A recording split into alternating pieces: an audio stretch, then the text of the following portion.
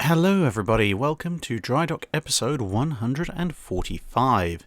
This week the questions are taken from Guide 204, that's the guide to the New York class battleships, and the first video in the Guadalcanal campaign series, the Battle of First Savo Island.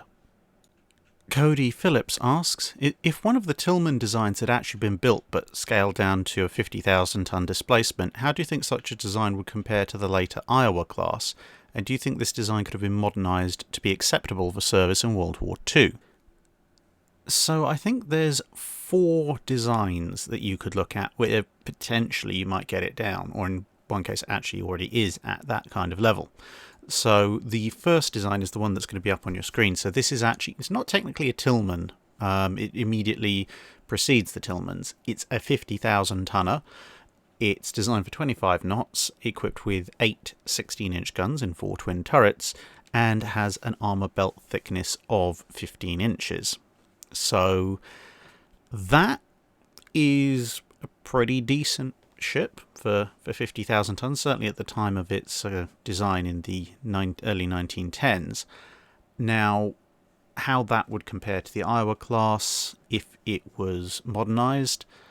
Well, the armour's good, the guns are good, although to be fair, in 1913 you're probably looking at 16-inch 45s, and there's one less of them. Speed obviously is lower than the Iowa, but potentially with modernisation to small tube boilers and high pressure turbines, you could knock that up at least a few knots, probably up to 28 knots, maybe a fraction more, but I wouldn't want to risk it too much.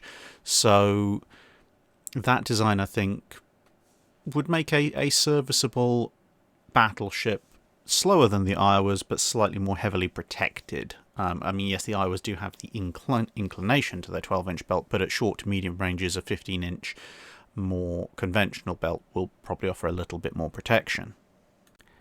And then from the Tillman design lineage itself, there's 3 potential candidates. So there's the 63,500 tonner, which is supposed to be going at 30 knots, armed with 4 triple 16s, so 12 guns total.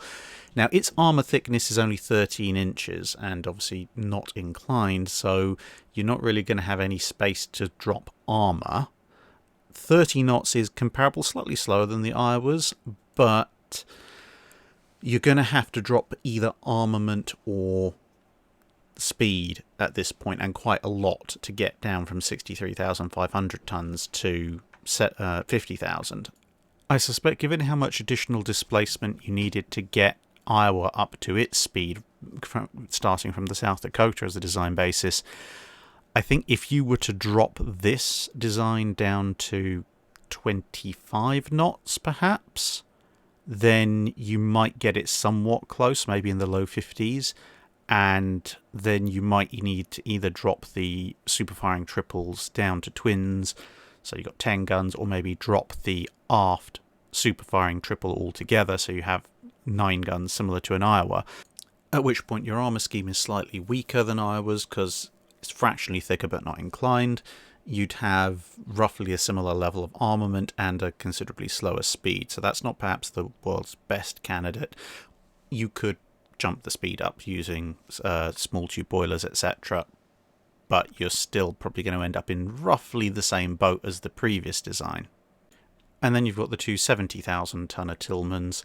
So one of them carries 12 guns in 4 triple turrets, 26.5 knots, 18 inches of armour, and the other one, also 26.5 knots, only carries 13 inches of armour, but it's basically trading that 5 inches of armour belt for sextuple 16-inch turrets. Now, of these 2, I don't think the second one is in any way viable for being even close to competitive with the Iowas. Yes, it would have truly stupid amounts of weaponry. It's got 24 guns, but there's not anything to lose with the armour. The armour's already 13 inches slab, so you can't really drop that. 26.5 knots, you could drop it down to 23 to save some tonnage, but you're still going to be needing to find another 10,000 tons of savings. So unless you completely dropped the aft turrets, say, and probably speed, so you'd end up with maybe a a 23, 24 knotter with 12 guns in 2 sextuple turrets forward and 13 inches of armor belt. That would be slightly weird. You maybe might get it back up to 26, 27 knots with the boiler improvements in the interwar period. But apart from firepower, that's not really got a lot to recommend it. The other one, it's got that 18 inches of belt, so you could thin that down quite considerably whilst retaining the 26.5 knot top speed, and if necessary, and probably at 70,000 tons base, it probably would be necessary to drop at least one of those turrets, but that would give you, again, similar level of armor, around 26 knots speed. That might get up to 29, 30 knots with the boiler revision, and you'd be adjusting the armor down to sort of 14 inches or so.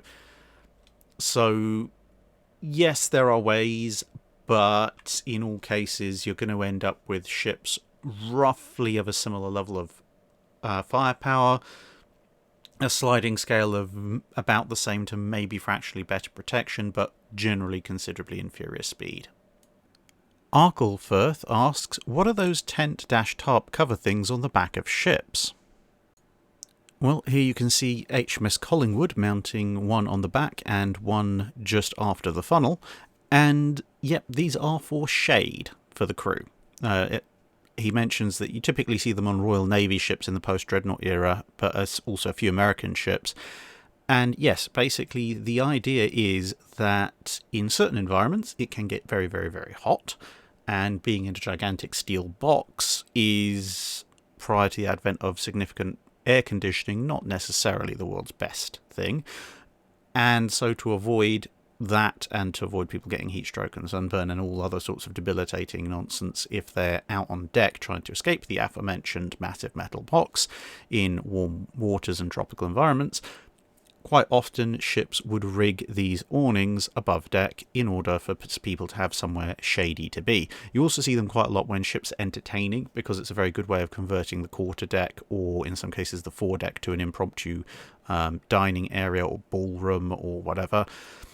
But yeah, they're effectively for human comfort in periods when the ship is not at war.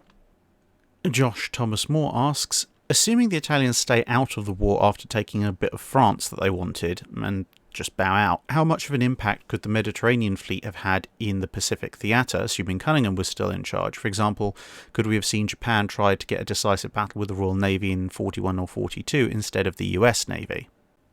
The Mediterranean fleet and associated forces could have had an absolutely massive impact on the Pacific theatre, but it's going to be in areas that are basically everything but battleships. And the reason for that is there simply aren't going to be that many fast battleships. Renown is pretty much the only fast capital unit that was in the Mediterranean for any significant amount of time. Now, you could make an argument that maybe they'll send Prince of Wales and Repulse to join up with her, so you'd have 3 fast capital ships, but the vast majority of ships involved in the Mediterranean fleet for any significant period of time, Nelson over at Force H, and then the various Queen Elizabeths and R's, are not particularly quick. Okay, some of the Queen Elizabeth Valiant and Warspite especially, can make 25 knots, and Hood was there for a little bit, but Hood is still going to be needed in the home fleet. And this is the thing, most of the British fast capital units are going to be in the home fleet, trying to keep an eye on the Germans. So Renown and Repulse, and say maybe eventually Prince of Wales might be spared. So with your collection of R's, maybe Nelson, and the Queen Elizabeths, plus your little fast division, you've got a lot of capital ships, but pretty much everything the Japanese are actively using, which amounts to the Kongos, occasionally the Nagatos and Yamatos, are all faster than them, and of course in the case of the Yamato, significantly more powerful. Fuso, Issei, Yamashiro and Hyuga, okay, an R or a Queen Elizabeth can give one of those a straight fight, but the Japanese are keeping those mostly at home. So it's mostly about what other forces have you got. So the Mediterranean fleet and elements of Force H is going to free up a lot of destroyers. That will be very helpful, especially considering the gun-armed nature or gun-focused nature of a lot of Royal Navy destroyers. That should give them quite an advantage when it comes to sort of melee fighting Japanese destroyers, if necessary. You've got a lot of Royal Navy cruisers, including a lot of Royal Navy cruisers that are quite significantly armoured for anti-aircraft combat because of, operating in the Mediterranean. A lot of the Didos serve down there, some of the C-class AA cruiser conversions, etc. Now, obviously, there will probably be a period of adjustment because they're going to run into some of the similar issues that Repulse and Prince of Wales did, but those can be adjusted for. So you now have a lot of cruisers available. Now, things like APDA command doesn't really need to be said how important a whole load of additional cruisers are going to be. And then carriers, because the Mediterranean fleet chewed its way through Royal Navy carriers like it was going out of fashion. Obviously, Eagle was lost to submarine torpedo attack. Various armoured carriers went in, got hit and bombed, Formidable, Illustrious, Indomitable, and then had to go back into repairs. Ark Royal did its bit holding the western end until it got torpedoed by a U-boat. So if those armoured carriers aren't hit because, they're not in the Mediterranean conflict and Eagle isn't sunk, and possibly even Ark Royal may not be sunk because there won't be as much of a drive by the Germans to send U-boats into the Mediterranean if the Italians aren't really fighting there. That is probably going to be the single biggest impact, because you now have a fairly large fleet, especially if they keep Eagle and maybe Furious around, but I'm not so much sure about Furious. To be honest, they might even keep Eagle and Hermes back on doing their own thing because they're slower. But in terms of fast carriers, you'd have Ark Royal and at least 3 armoured carriers, armoured flight deck carriers. Now, you can obviously make all the various comparisons about aircraft quality and strength and air group size, etc. But the Japanese can't afford to ignore 4 carriers with a fairly heavy battleship escort, with a fair number of cruisers, with a fair number of destroyers, all sitting there. And with those kinds of forces to hand, then perhaps the excursion that Force Z actually went on to try and counter the Japanese landings would probably be Renown, Repulse and Prince of Wales, presumably with their AA issues fixed, and with a choice of carriers, some fighter cover. Now, all of this translates to a massive impact on the Japanese campaign, and it'd be very easy to point to the Japanese forces that are committed to the area and go, well, clearly the Royal Navy will overwhelm them. But the fact is that if that occurs, if the Royal Navy deploys in strength like that, the Japanese are going to have to respond. They're not going to just be sending in cruisers and destroyers like they did historically to deal with ABDA command.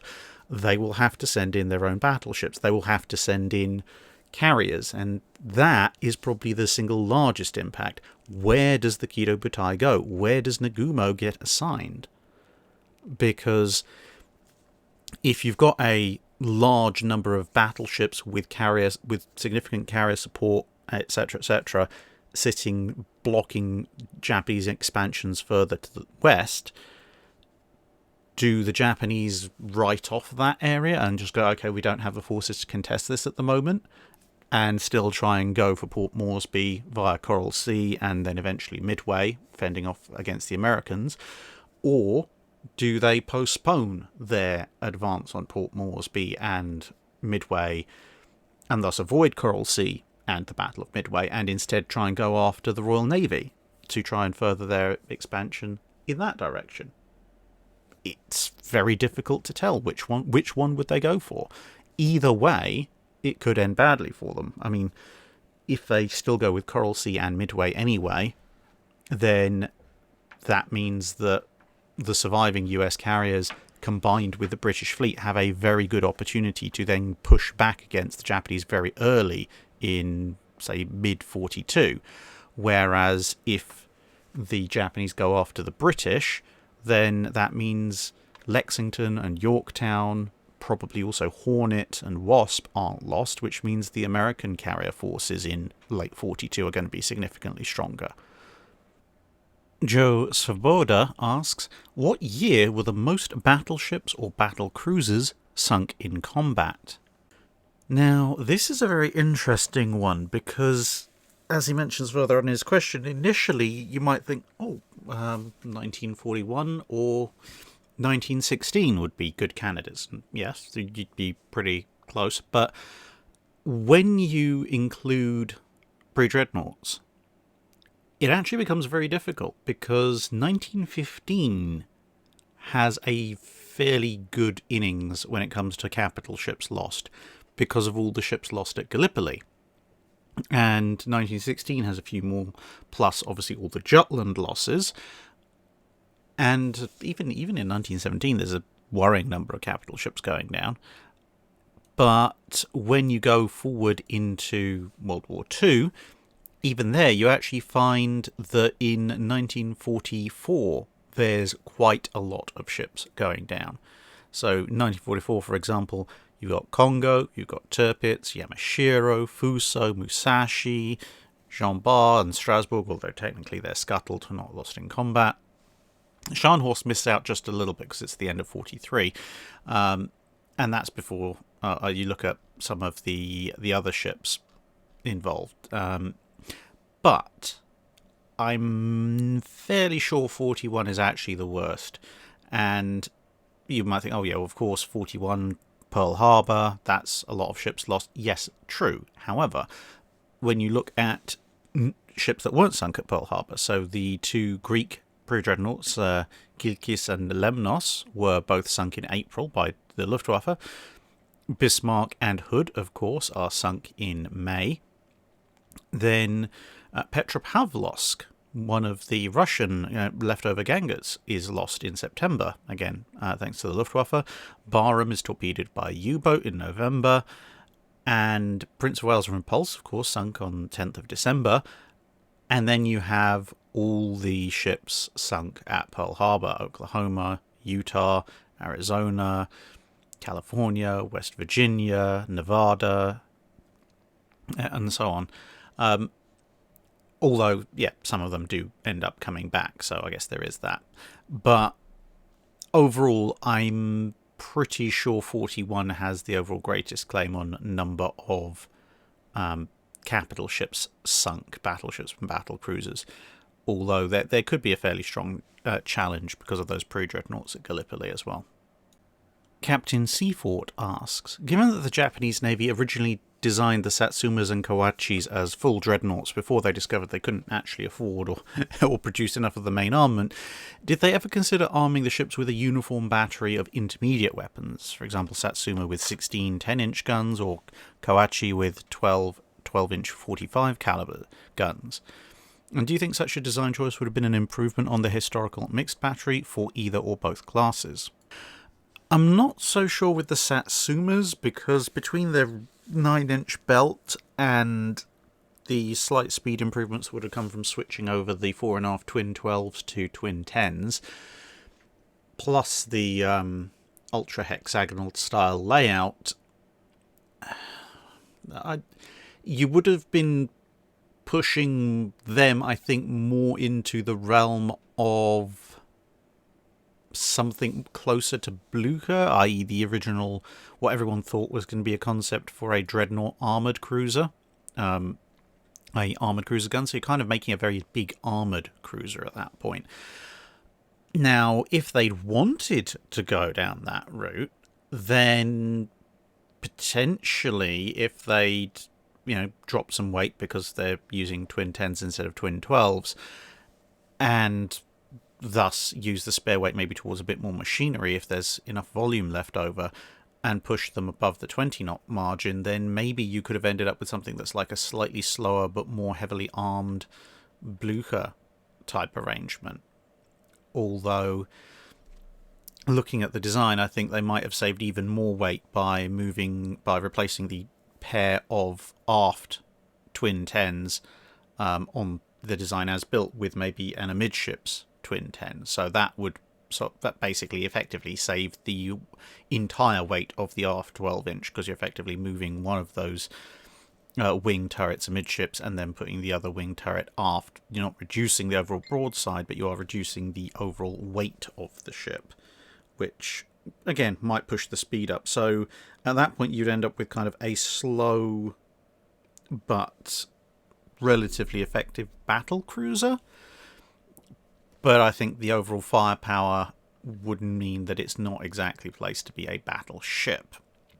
With the Kawachi class, however, yeah, I mean, they were designed to have 12-inch 45s all over, and then they wanted to go to 12-inch 50s because everyone else was, and then it turns out, as you said, they can't afford it all, so you ended up with this hybrid. At that point, yeah, given that the Kawachis are effectively, not exactly, but they're in many ways like a Japanese version of the Helgolands, then having a uniform 12-inch 45 main battery armament would have been to their advantage. Saved a little bit of weight there as well, but not a tremendous amount, but something. But the beneficial effects on its ballistics would have been quite considerable. Primark 359 asks, if the carriers were present at First Savo Island, would they have been in any danger? How many escorts left with them, and could those escorts have made a significant contribution? As far as the carriers being in danger, no. Obviously, they're not going to be present at the battle itself, but if Fletcher just doesn't leave the vicinity, they're still far too far south for anyone from Mikawa's force to even pose the remotest threat to them. However, in terms of escorts that left with them, you're talking about a total of 16 destroyers, 1 battleship, and 6 cruisers, along with a few ancillary craft. So that might sound like a fair amount. In terms of could these escorts have made a significant contribution, well, they're not going to put North Carolina in there. Remember that the inclusion of Washington and South Dakota sometime later was basically because they'd run out of everything else, and the US Navy really didn't think that battleships belonged in those kind of confined waters. So that's not going. But in terms of the other escorts, well, I mean, 16 destroyers is 16 destroyers. That might have made something of a difference, certainly. But in terms of the heavy cruisers, and, well, light cruisers, you've got Minneapolis, New Orleans, Portland, Atlanta, San Francisco, and Salt Lake City. And you might recognize some of those names because 4 of them do show up at subsequent engagements. The only ones that don't are Minneapolis and New Orleans, which are escorting Saratoga. Which means that actually I think overall it would have been a negative, because 1, the chances of Fletcher releasing any significant number of his ships to go and fight at First Savo Island is remote, to say the least, because effectively each carrier has a pair of cruisers and 5 destroyers escorting it, with the exception of Wasp, which has 6 destroyers. Who are you going to strip of escort? If you take 1 cruiser, say, from each of them, then you now only have 1 cruiser. You only have 1 cruiser's worth of anti-aircraft firepower guarding 1 flank of your carrier. And bearing in mind, at this point, the US is operating each of those carriers independently, so they can't blob up for protection. And similarly with the destroyers, the minute you start stripping any number of destroyers, you're going to end up with gaps in your protection. And so it's not really a viable option. In theory, if you were to adopt what the US would later on do and operate some carriers together, then you might be able to, say, afford to detach a couple of cruisers and maybe half a dozen destroyers to go and help. But that is reaching far too much into the future, I think. The other problem is, even if you do manage to pull that off, an extra couple of cruisers and a couple of destroyers, well, where are they going to go? They're probably not going to go to the Northern Group, because the Northern Group already has 3 modern heavy cruisers. They're probably going to be assigned to the Southern Group alongside Chicago and Canberra, which means they're just going to get ambushed and destroyed. There's not really anything much about those ships that is going to save them any more than was already present on various ships in the First Savo Island Allied battle group anyway. And that overall actually has a negative impact because, as I said, 4 of those cruisers plus a number of the destroyers would eventually be detached to take part in subsequent battles. So all that would probably end up happening is those ships are lost early, which means that there are even fewer ships available for subsequent battles in the Guadalcanal campaign. Dejan Gabrovsek, I think, asks, many battleships prior to the Washington Naval Treaty had a quarterdeck that was lower than the main deck, for example, Hood, Queen Elizabeth's R-class, but many battleships after had a flush deck, such as the Nelsons, King George V's and Iowa. Is there any reason for this particular manner of design? So there are three primary reasons, but there are a bunch of other ones as well. The design of the hull of a battleship is an incredibly complex task, but also bearing in mind there were some battleships pre-Washington Naval Treaty that had flush decks as well. But anyway, the three main considerations are speed, size, and strength. Now, strength is because a dropped quarterdeck creates a weak spot on the ship. Where that deck drops down from the foredeck, you end up with a concentration of stresses, and you either have to go through a lot of reinforcement or a lot of very careful and clever design to try and mitigate that, or you have to accept that there is going to be stress concentrating at that point on the ship, both in regular sea conditions and more particularly in points when the ship's in battle and might incur damage. Whereas if you make the ship entirely one level all the way across, you will end up with no discontinuity, which means the ship's hull is overall stronger. So there's a strength argument to be had there. Secondly, we have the speed and size elements. Now, size, the ships are physically getting larger, and so what actually started out way back when as a raised forecastle in order to maintain seakeeping kind of goes away in a lot of ships, because the hull is now so big and therefore above the waterline has to be relatively tall compared to previous ships, that you don't need to artificially raise the forecastle any further, especially much later on with the advent of flared and slightly raised bows, where you're not having to raise the entire forecastle, just a very bit at the very, very front. And so it's not so much that the quarterdeck is raised, it's more that and it's not even that the forecastle deck is lowered, it's more that just the forecastle deck isn't raised, and thus you end up with a flush design. The other one is speed, and this is a picture of Tennessee, and going at some speed. And one of the issues that was coming up more and more often, especially notoriously in Hood, was that as the speed increased, the aft of the ship was getting wetter and wetter. And yes, this, before anyone else, this does actually relate to the whole trough on Hood, because much as some people I've seen want to try and discredit the idea of even existing, I'm sorry, you don't understand hydrodynamics at that point. Here's Tennessee. You can see the bow wave. You can then see that, as with any wave, it forms a sine wave. A crest, which is at the bow, must be accompanied by a trough. In Tennessee, which is obviously a standard class, it doesn't move particularly quick on the grand scheme of things by World War II, you can see that this trough is approximately adjacent to the second turret, or the bridge. And just go out and have a look for pictures of various US standards moving at full bore, and you'll see that the trough of the bow wave is around about this sort of forward superfiring turret or bridge area, depending on exactly how fast they're going, and the sea state, currents, conditions. All of these things affect exactly how it all forms. But, as you can then see, it rises again, and in this case, this is a really good picture because it's very broadside on and clear. You can see it rises again, not as much as at the front, but it does rise around about the level of the funnel. And then it drops off again, so you have a second smaller trough, in this case around about the aft guns. And then you can see it rises again just at the stern, and then it falls off again and gradually peters out, because this is what waves do. This is basic hydrodynamics. Now, as ships go faster, the bow wave gets larger, and if the peak of a wave is larger, then again, barring any unique sea states or some very fancy shenanigans with the hull form, such as a bulbous bow, the trough must get deeper, and then the second peak is going to be higher.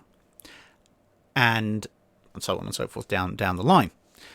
Now, what does this mean in terms of the quarterdecks? It means that the second peak, particularly being higher, now has a better chance of swamping the quarterdeck. And you might be looking at this photo thinking, well, hang on a minute, the second peak is roughly where the funnel is, so what's the big issue? Well, on a faster vessel, like many of the post-Washington Naval Treaty ships like King George V, Iowa, etc., if the ship goes faster, not only is that peak getting higher, but because the ship is moving faster, the second peak is going to occur further along the hull than it is on a slower ship. There's various other hydrodynamic issues involved as well, but again, best illustrated by photograph. Here's Haruna moving at speed after her reconstruction. So now she's moving a lot faster than Tennessee. And you can see you've got the front peak of the bow wave there. Then you can see the trough of that bow wave. And interestingly enough, given that she is her core a World War I era battlecruiser and she's moving at roughly a similar speed to what Hood would have been, look where the trough of that bow wave is. Look where there's an exposed part of below her waterline. But more to the point for this question, look at the size of the peak of the second peak of this wave. And you can see it is actually, the spray there is coming up to almost swamp her quarterdeck. That is basically the problem. The faster the ship gets, the higher that second peak is, and the further back along the hull that second peak occurs. And if you have a low quarterdeck, you're going to end up with a Hood type situation. And believe it or not, there's actually even pictures of Iowa, or one of the Iowas, when they're really moving at full bore, and you look at the quarterdeck, and there's a picture basically, again, the second peak, even with the bulbous bow on Iowa, is still flaring to a point that the quarterdeck is sopping wet. And they say, this is basic hydrodynamics. You can't get away from the tyranny of waves. But it means that when you come to designing a ship whose default speed is 28 knots, 30 knots, 33 knots, whatever, you need your quarterdeck to be higher. Now, that, as I said in the earlier part of the answer, it can be solved simply by the fact of the ship itself is overall larger, therefore the main deck level is higher, and you're just not raising the forecastle. It can also be through somewhat raising the quarterdeck, not necessarily raising it all the way up to the same level as the foredeck. The Japanese, if you look at, say, Yamato, they have this kind of rolling wave effect going along their decks. But it can just be a case of, well, if you add an extra half a foot to the height of individual decks, then you're still doing away with the artificially raised forecastle deck, but you're bringing all the deck levels just that fraction higher to try and avoid it. But even then, as I said, when you look at pictures of Iowa going at absolute full tilt, there's still only a limited amount you can do. UNSC Forward Onto Dawn asks, if the Japanese had followed up first Savo Island with another major night attack using heavy cruisers and some of the Congos immediately after the first battle, rather than waiting until October to begin night bombardment missions, could they have won the campaign there and then, and what effect would this have had on the Pacific theatre going forward? Well, this would require Yamamoto releasing those ships early, because remember, Mikawa went in with basically almost everything he had. So if we're assuming, for whatever reason, that Admiral Yamamoto releases these ships and they are available to reach Rabaul, maybe let's say, for the sake of argument, a week after the first battle of Savo Island, then yeah, the US is going to be somewhat hard pressed to come up with a counter response, especially if it's even sooner than that. And if they start doing bombardment missions on Henderson Field that early, then again, yes, that could have had a fairly significant impact, because it means, well, one, the Cactus Air Force isn't doing the various bits of air support for the troops on the ground as well as raiding Japanese shipping that they did historically, without the ability to immediately bring in more forces in any significant numbers to counter them. Then you're going to end up with the Japanese being able to repeat this over probably several nights, which is going to further compromise Henderson Field. If they can fully suppress or fully destroy, or at least suppress Henderson Field for a few weeks, then that could have a fairly significant effect on the ground campaign at Guadalcanal. Could the Japanese then win the ground campaign? Possibly. Certainly without the threat of the Cactus Air Force and with the carriers not being able to be on station all the time, it would mean the Japanese could bring forward more troops and more heavy equipment, which would give them an upper hand. So yes, it is possible that the Japanese could then exploit that in order to, well, take what's left of Henderson Field at that point, and maybe even throw the Allied invasion force back, although obviously now we're entering into the butterfly effect of, if this happens, are the Allies going to withdraw their troops rather than be kicked out, or are they going to reinforce the troops, give them even more men and even more equipment to try and retake the smouldering remains of Henderson, and back and forth and so on? We don't know at that point how everything's gonna pan out. But if we assume that perhaps the whole thing takes place far too quickly for any significant reinforcements to be allocated to the area, and the American forces on Guadalcanal and the Allied forces at sea are pushed back and away, that obviously has two big effects on the Pacific Theatre. One, it extends the campaign considerably longer, because at best you've got to restart again this whole invade Guadalcanal thing, at which point the Japanese will be more prepared and more ready for you. Two, the various lessons that the US Navy learns during the various battles in Guadalcanal won't be learned, so they'll be going into potentially more large confrontations with the Japanese fleet without the benefits of this, and the Japanese are obviously going to be going into those confrontations with more ships, because they're not losing the ones that they do in the historical actions, although at the same time I guess the Americans aren't losing theirs either. But I think at that point, with both sides are coming out of it with more ships intact but fewer lessons learned, well, the Japanese, at least in night actions, have the upper hand in that particular exchange. Perhaps the single largest and probably most negative impact of everything will have been from those of you who have seen the video on Admiral King. Before Admiral King kind of strong-armed everybody into going into Guadalcanal, there was a building momentum led by MacArthur to try direct assault on Rabaul.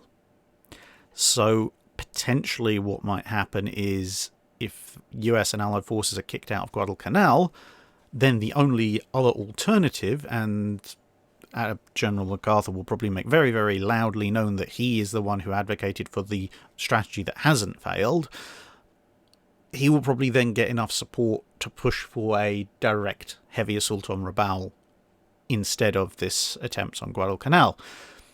And to be perfectly honest, without those lessons learned, and with the Japanese almost certainly even more heavily fortified and with even more ships, etc., and without having, lost carriers, etc., and had carriers damaged at Eastern Solomons and Santa Cruz, I can't see anything good happening when MacArthur leads a force in a direct frontal assault on Rabaul.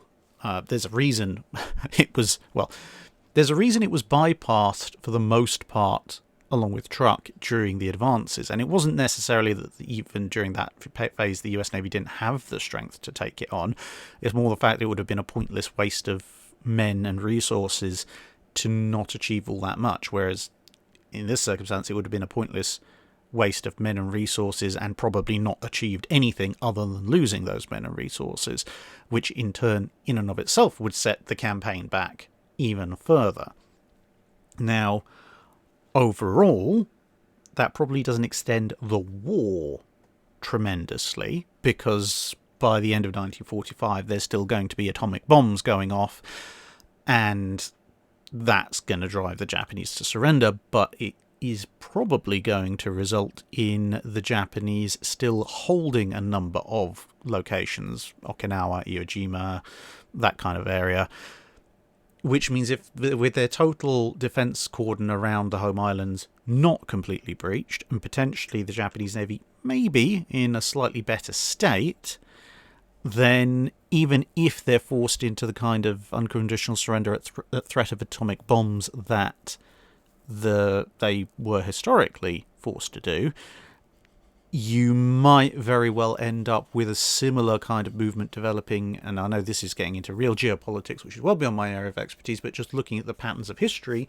you might end up with not quite the same as the German stabbed in the back myth from 1918, but something potentially similar, in as much as you might have some elements of the Japanese political establishment in, I don't know, something like the 60s, going on about how Japan was never actually completely beaten, the Japanese home territories were never invaded, the Japanese military was there and still could have fought if it wasn't for the cowardly Americans using atomic bombs, and therefore, rah rah Japan, we did nothing wrong kind of stuff that you basically saw a lot of that kind of happening in the 20s and 30s in Germany. So overall, I mean, I know that's going down a lot of butterfly tracks, but I can't think of many good implications coming out of the failure of the Guadalcanal campaign.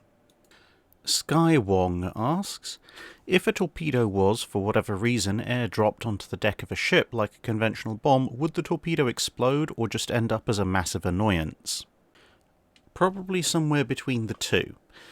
Most torpedoes will only arm after having travelled a couple hundred yards through the water, so almost certainly the exploder, the fuse or detonator, depending on what you want to call it, in the nose won't have armed, so it's not going to explode on impact like a massive bomb. So in that respect, you could say it's probably more annoyance than deadly. On the other hand, it is still a very heavy projectile, which, especially if it hits a lighter ship, is going to do a certain amount of damage just through sheer force of impact. Plus, of course, there's a bunch of fairly volatile fuel and compressed air or compressed oxygen in it, depending again on whose torpedo it is. And the impact is probably not going to do kind things to the torpedo any more than it's going to do kind things to the ship it hits. So, best case scenario, if it just kind of sticks into something, you've got the engine whirring away. But perhaps more likely is that it may very well break up, and then you have a bunch of potentially burning fuel accelerated by the compressed air or compressed oxygen happily burning away on your ship, which could be something of a problem. And if you've got a really, really, really, really awful run of luck, then potentially the mechanism that arms the exploder might start running. I mean, there's a very high chance it's probably going to be smashed up beyond recognition and not work, but there's a chance that it might still be running, at which point, after a short amount of time, you'll have an armed torpedo on your deck. And if it's anything like some torpedoes, which could be set to detonate themselves at the end of their run, then it might keep running and running and running until it explodes, and then you have a very large warhead going off on your deck. So it could be a whole range of things, from effectively some kind of delayed action time bomb to some kind of weird incendiary weapon to, well, that's an irritating thing sticking out the side or out of the funnel or into the deck. We'll have to disarm it and move it aside later. Admiralty of Floof asks, how much passive radar, or just detection of enemy radar, was used in World War II at sea? Once the technology was developed, it was used quite extensively across the spectrum. The most common use of it, in naval terms at least, was aboard submarines, for rather obvious reasons, especially German and Japanese submarines, because of Allied surface search and air search radars. You can see a German air search radar detector mounted here on a submarine. And, I mean, this follows the whole principle of radar in that you can detect it long before it can detect you, because, signal attenuation and such.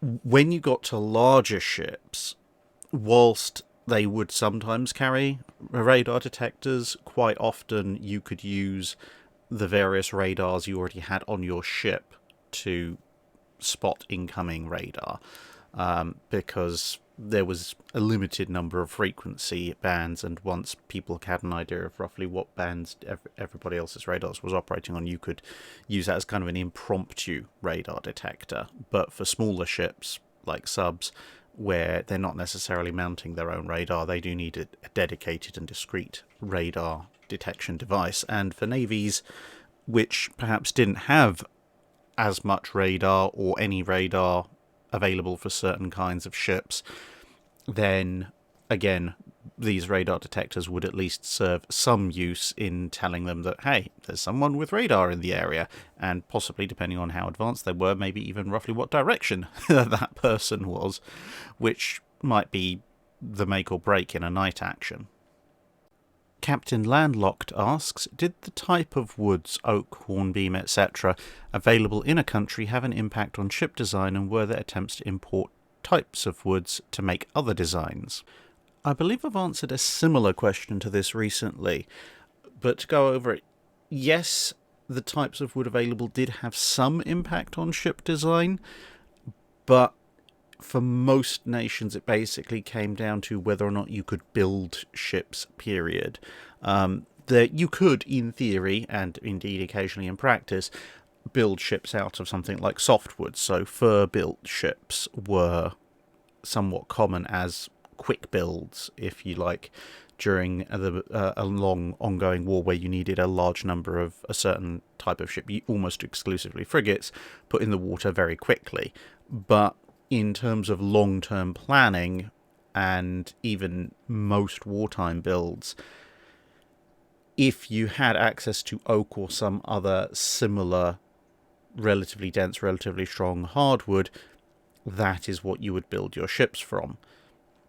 Of course, you could have something like Satsuma Trinidad, which was built in an area where oak was not very common, but mahogany was, so they built her out of mahogany instead. So when it came to the hull itself, as long as you had some kind of relatively dense, long-lasting and durable hardwood present, then you'd go with that. If you didn't, for some reason, then you'd either import ships entirely or sometimes timber from other areas, and it could be other areas within your nation where timber might be growing elsewhere, or it may even be from other nations. So there are multiple records of timber merchants where they would, on internal waterways, basically build a gigantic raft out of timbers, sail that along, and the load of the raft would be timber, and the raft itself would also be saleable timber, so they'd break the raft up at the end. And likewise at sea, sometimes timber merchants would quickly slap together a ship that was only really supposed to hold together for one voyage, because, again, the ship itself would be part of what was sold. They'd dismantle it at the end and catch passage back with another vessel that presumably was built to last a little bit longer than that. Where the import and export of types of wood was more prevalent and much more widespread across both time and nations was when it came to mast timber, because almost, not quite, but almost every nation that was looking to build a fleet could find some kind of local hardwood in reasonable quantities, even if they had to import to get up to the numbers that they wanted. But long, straight mast timber from an appropriate type of tree was a lot rarer. So that is where a lot of the imports went, because everyone preferred single pole masts as opposed to having to splice together composite masts, which, whilst it could be done, were nowhere near as strong and therefore viewed rather unfavourably. Brian Rederman asks, were there any gunboats that used tank turrets? Yes, the Soviets were a great proponent of the idea during the 1930s and 1940s. They had a whole range of riverine gunboats that effectively just grabbed turrets literally from tank production lines and popped them onto the ship because, well, they have the gun of the calibre they need, they have armour protection, they've got the mounting points. Why change anything? It worked, and it was easy to make. They weren't the only ones, though. There were some attempts by other nations to fit tank turrets onto ships. Sometimes these were tanks that were otherwise obsolete and, well, the turret and the gun might be useful elsewhere. Other times it was, like with the Russians, tank turrets from current production tanks. For example, the Western Allies tried to fit tank turrets onto landing craft to give them a bit of extra firepower, but it turned out that for something like a landing craft, it didn't really work. The weight considerations were a little bit too much, considering, the overall size and capacity of your average landing craft.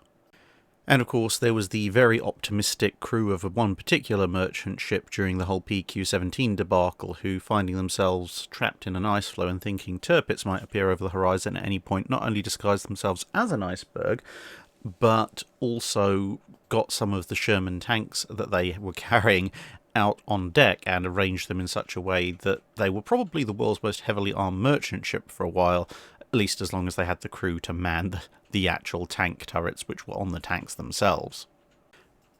Miko Leitner asks, how do admirals change flagships in the middle of an ongoing naval battle?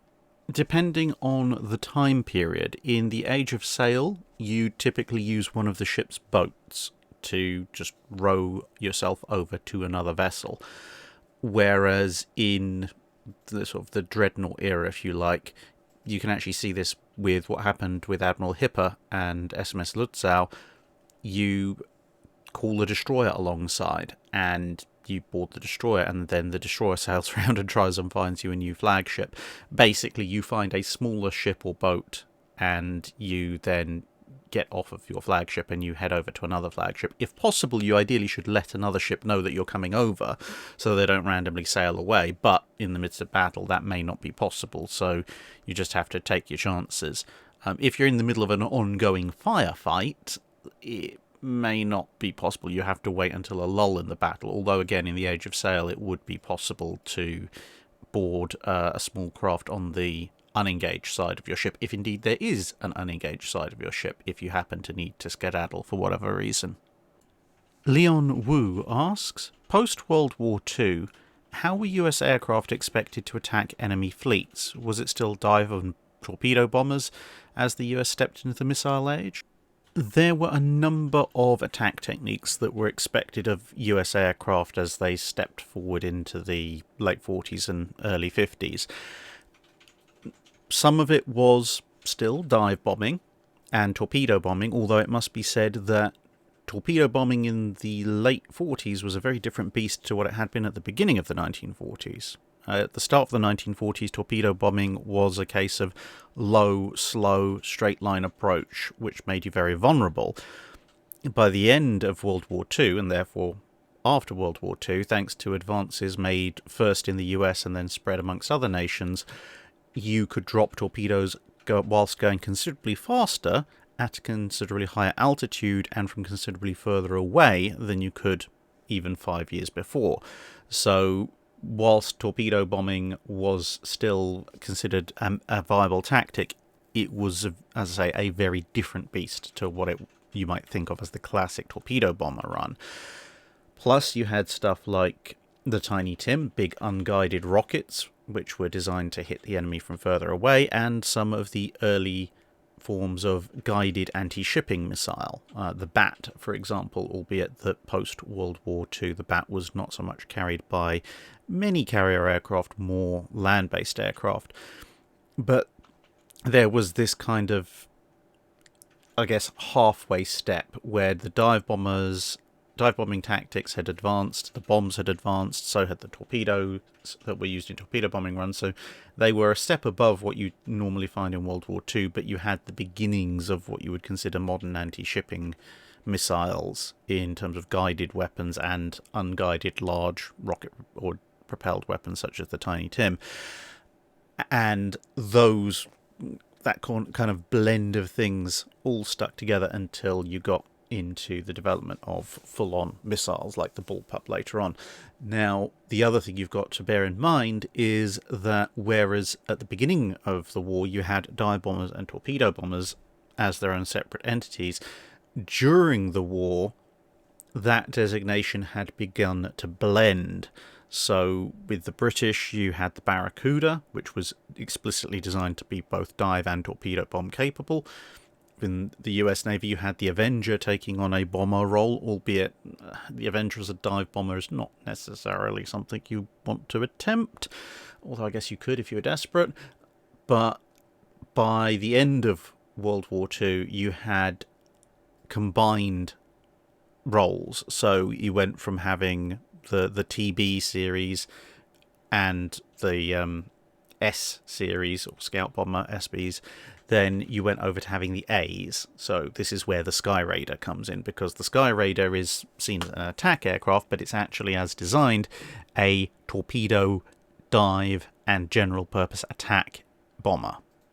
The Outer Circle asks, how much did Sovereign of the Seas influence naval development? I've seen her referred to as a huge step up by some, and by others as merely another blip on the evolutionary ladder. It's a little bit of both. When it comes to what she was as a propaganda piece, as a statement, she was, a huge step up. In fact, a bit too much of an overstep. She was spectacular, she was huge, she was powerful as launched, and she was also hilariously impractical. You had the usual voices saying, oh no, this is far too expensive, they will never get it to dock anywhere, etc., etc. All the standard stuff you see when a new big ship's under consideration.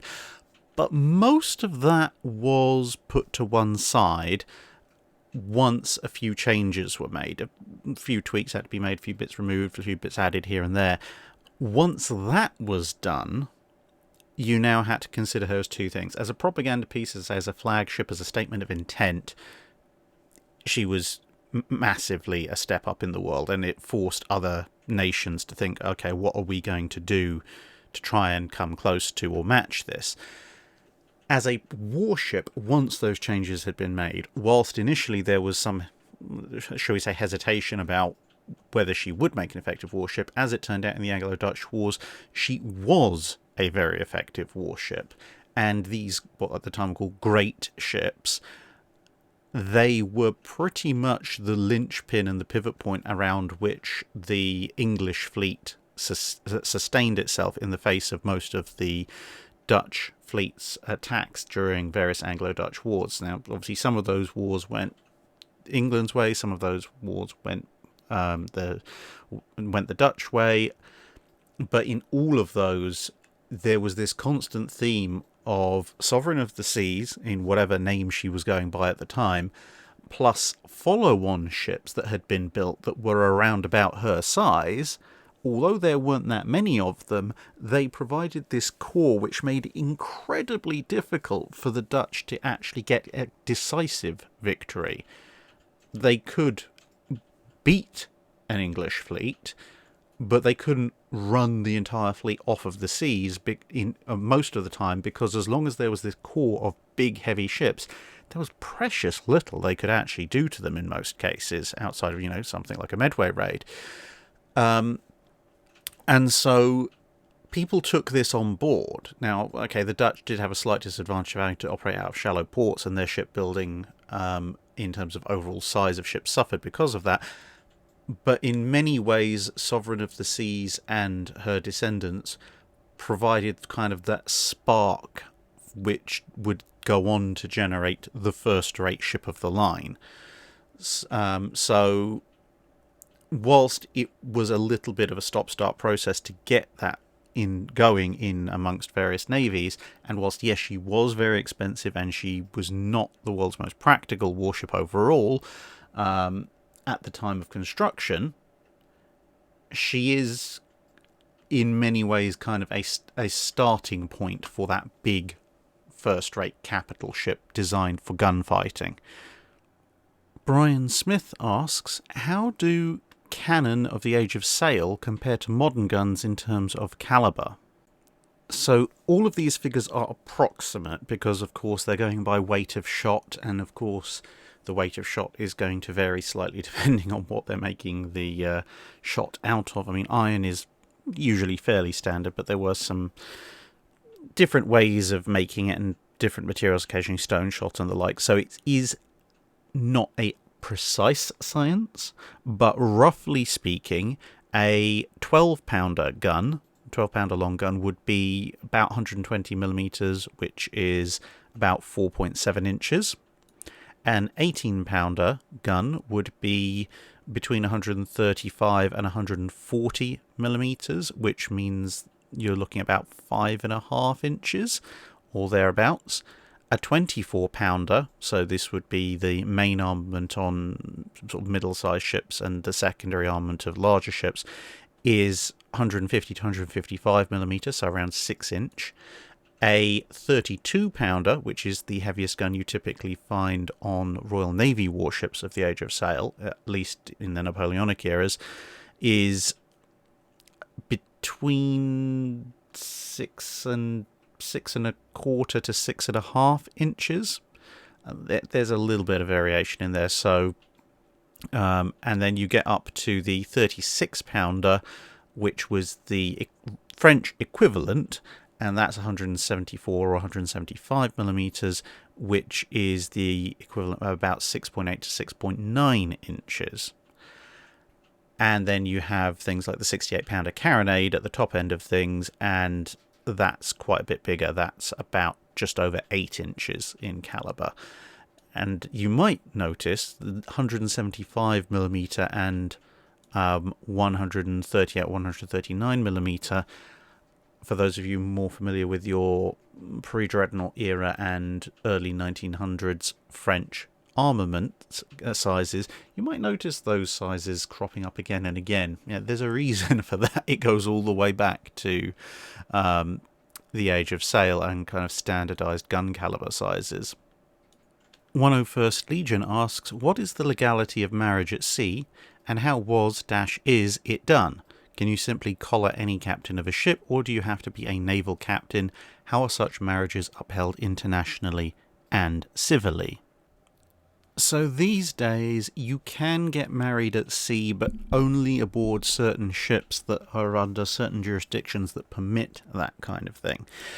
Alternatively, if the captain is not on a ship under those jurisdictions, but has the appropriate separate qualifications, i.e. is a registered minister or whatever other qualification he needs in the country the ship's registered to or the country that he's from, then he could perform that, but that's not necessarily to do with the fact that he's a captain of a ship. It's more to do with the fact that he has separately that relevant bit of qualification.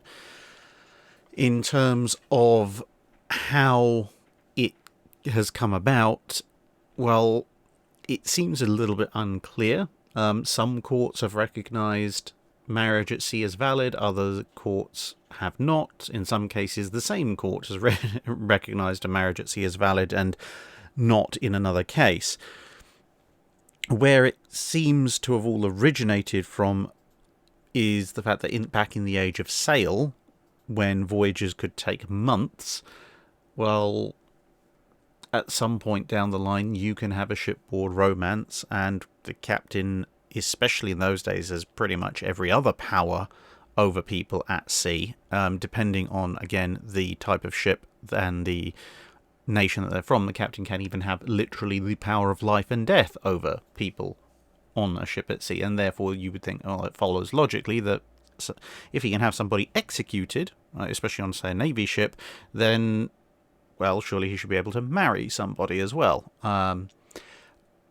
But generally speaking, that seems to be more a factor of, at that time, depending on where that time is, exactly what qualifies as a marriage had a slightly different connotation and meaning to it. So back in, say, the medieval period or 15th, 16th century, etc., you could get married in a church with a priest and all the various trappings, or you could get married in a number of other ways that were a lot more mundane. And at that point, with those kinds of marriages, then sure, a captain aboard a ship would be equally as valid as anything else, and, you know, he has the ultimate authority if you're stuck on the ship, so why not? But as time goes on and things have become more formalised, there's never been a broad spectrum. The captain of a ship has the authority to marry people just because the ship happens to be outside of national waters. And that brings us to the end of this week's Drydock. Thank you very much for listening. Now, there are a few bits and pieces to talk about at the end of this week's Drydock. beyond the questions. So firstly, just a quick comment with regards to the recent Task Force 34 at Samar video. A number of people pointing out Halsey would have been on USS New Jersey. Yes, Halsey was on USS New Jersey historically as his flagship. However, it's not exactly a massive stretch of the imagination to think that Halsey, if he'd wanted to send the carriers and one of the 3 task groups north after the Japanese carriers, couldn't have, as was covered in a question earlier in this Drydock, just skedaddled over to another ship with his staff aboard a destroyer. So it's not really a massive stretch of the imagination. Secondly, correction from last week's Drydock with regards to post-captain. I got that one wrong. I apologise for that. I'm not entirely sure how I managed to get it wrong, but you know, these things do happen occasionally. So, yeah, a post-captain is not, as I described previously, a post-captain is in fact a captain who has been posted to the rank of captain, i.e. he is both captain of a ship and captain in rank 1, i.e. one above a commander, one below a commodore or rear admiral, depending on the navy that you're in. And it is not a designation for someone who is just at the post of captain, regardless of what his actual rank is. So I did get that completely the wrong way round. And if you are a lieutenant commander, etc., or commander in charge of a ship, then you are the captain of the ship. You will be addressed as captain, but you are not a captain by rank. That is basically that. So yeah, apologies for that. It does say, but occasionally it does happen. And lastly, if those of you who like arbitrary numbers have been paying attention, believe it or not, we did tick over 250,000 subscribers earlier this week. So, yay, go you. We now technically have roughly enough people to crew both sides of the majority of the Napoleonic Wars, if we happen to all be picked up and travelled back in time and want to refight the Napoleonic Wars between the Royal and French navies. Could do that.